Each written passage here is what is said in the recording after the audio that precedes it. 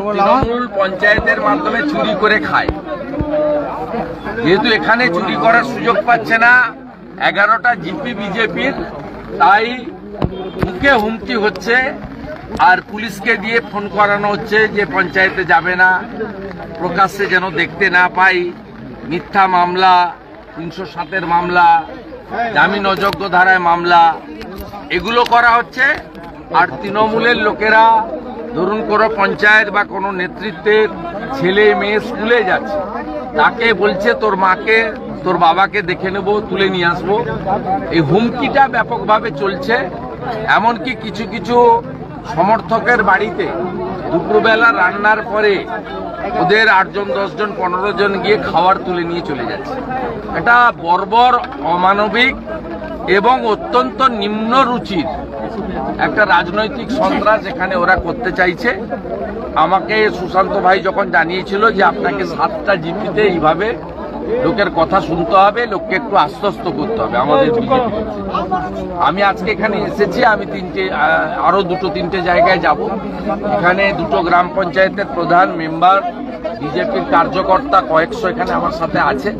তাদের বেশ কয়েকজনের কথা আমি শুনলাম। আমি শুধু আমার বক্তব্য রাখার জন্য আসিনি, তাদের কথা আমি শুনলাম, তাদেরকে আশ্বস্ত করলাম যে বিরোধী দলনেতা এবং দল হিসেবে বিজেপি তাদের পাশে আছে, লোকাল এমএলএ আছে, জেলা পরিষদ মেম্বার আছে, পুরো পার্টি বিজেপি পরিবার তাদের সঙ্গে আছে।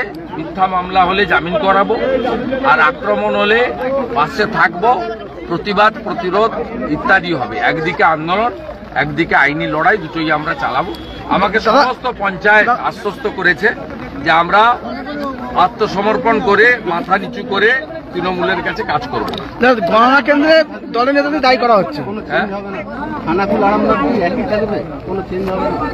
সেটা আমাকে বলে লাভ নেই। আপনাদের হাতে, আপনাদের হাতে, যারা এখানকার লোকাল স্থানীয় মানুষ তাদের হাতে। এখানকার মানুষ ভারতীয় জনতা পার্টির পক্ষে ছিল, আছে, ভবিষ্যতেও থাকবে। অনেক রকম কায়দা কানুন করে সামান্য ভোটে তারা জিতে গেছেন এবং এই জয়টা প্রকৃত জনগণের যে মত তার প্রতিফলন নয়, এটা অন্যভাবে এই জয়টা আনা হচ্ছে। এই চুরির আমাদের লড়াই চোর তৃণমূলের বিরুদ্ধে, আমাদের লড়াই মমতা পুলিশের বিরুদ্ধে, নিজেদের বিরুদ্ধে নয়। আমাদের যদি কোনো ভুল ত্রুটি থাকে, যেমন ড্যামি ক্যান্ডিডেট পরিচিত বিজেপি নেতাকে করা উচিত হয়নি। আমরা পার্টি অফিসের ভিতরেও বলি, বাইরেও বলি, এবং যারা ঠিক করেছিলেন তারাও বলেছেন আমাদের ভুল হয়ে গেছে। এরপরে কি হয়েছে? কেউ তো ইচ্ছা করে এগুলো করেনি।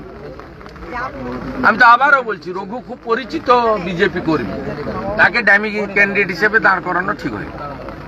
যারা দাঁড় করিয়েছে তাদেরকে আমি জিজ্ঞেস করেছি যে কেন করলেন না, ভুল হয়ে গেছে তাদের। এরপরে আপনি কি বলবেন? অতএব এই ভুল থেকে, ত্রুটি থেকে শিক্ষা নিয়ে আমরা এগোবো। কিন্তু গণনা কেন্দ্রে এটাও হয়েছে, কাস্টমসের এক অফিসার একটা এআরও টেবিলে ছিলেন, তিনি আমাকে 10টা বুথের নাম দিয়েছেন।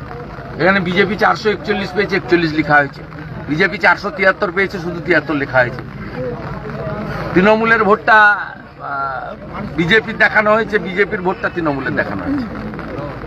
আমি পরামর্শ দিয়েছি অরূপকান্তি দিগরকে জেলা সভাপতির মাধ্যমে যে ইলেকশন পিটিশন তিনি করতে পারেন, গণনা থেকে 45 দিনের মধ্যে করতে হয়, এখনো সময় আছে।